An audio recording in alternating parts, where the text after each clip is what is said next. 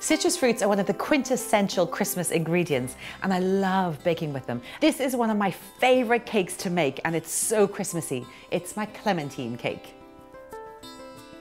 For this cake, I'm going to mix together some ground almonds, and I've also got some breadcrumbs in this cake, and then some baking powder and caster sugar. Mix together the dry ingredients, and then we just use a whisk.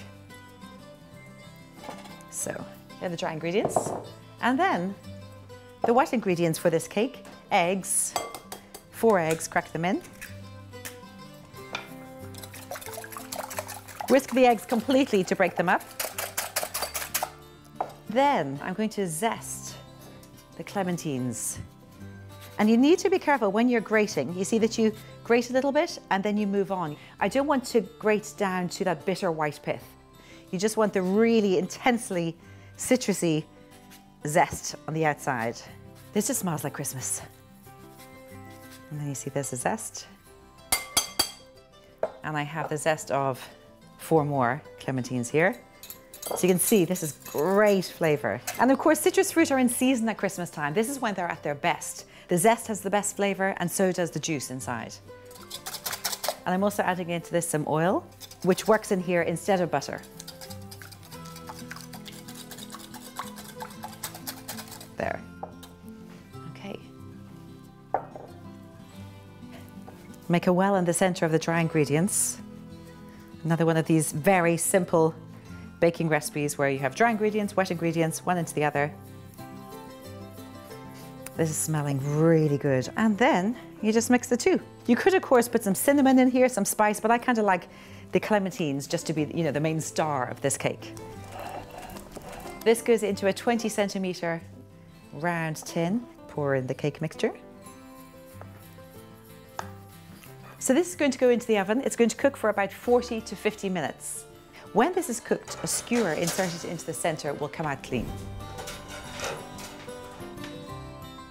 There's the clementine cake. It looks absolutely gorgeous. It's cooked.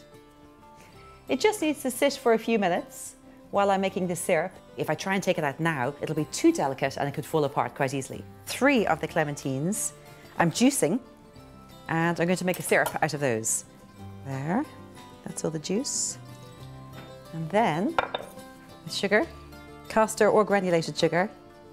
Stir it around. While I'm waiting for that to heat up, I can slice these little clementines. I'm going to arrange these over the cake. I can take the cake out of the tin now. Peel off the paper. Lovely. You can put the slices of clementine on top just to decorate. These aren't essential. I think they make it look very pretty.